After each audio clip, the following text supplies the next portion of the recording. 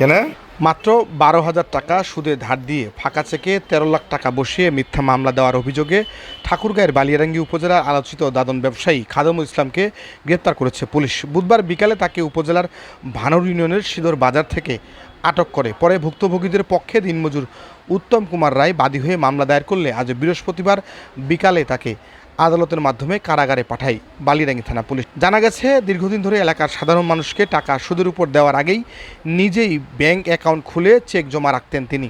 টাকা দিতে গড়িমসি করলে মোটা অঙ্কের হিসাব লিখে সেই চেক দিয়ে আদালতে মামলা করতেন দাদন ব্যবসায়ী খাদেমুল ইসলাম। দীর্ঘ 6 বছরে স্থানীয় অনেক পরিবার তার মামলায় হয়রানি হয়েছেন। বালিয়ারাঙ্গি থানার ওসি বুলবুল ইসলাম বলেন, স্থানীয়দের অভিযোগ ও বিষয়টি গণমাধ্যমে নজরে আসার পরপরই পুলিশ দ্রুত আইনানুগ ব্যবস্থা গ্রহণ করেছে।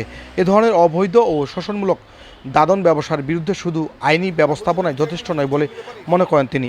একই সাথে এসব দাদন ব্যবসায়ীদের সামাজিকভাবে বয়কট করার আহ্বান জানান তিনি। তবে পুলিশের এমন পদক্ষেপে খুশি স্থানীয়রা। আপনি 10,000 টাকা নিয়ে মানুষের 13 টাকা মামলা দিতে, হ্যাঁ? আপনি কিভাবে জানলেন? তার প্রমাণ কি? আপনি তো সালিশে বসছিলেন, কোথায় সালিশ বসছিলেন? 13 লাখ টাকা ওকে কীভাবে ধার দিলেন আপনি? কোথায় সালিশ বৈঠকটা হয়েছিল? তো ওই লোককে আপনি কীভাবে 13 লাখ টাকা ধার দিলেন বলেন? কেন আর ধার দিচ্ছে তো কি হয়েছে? ওই তো কোটি কোটি টাকার সম্পদ আছে। কার?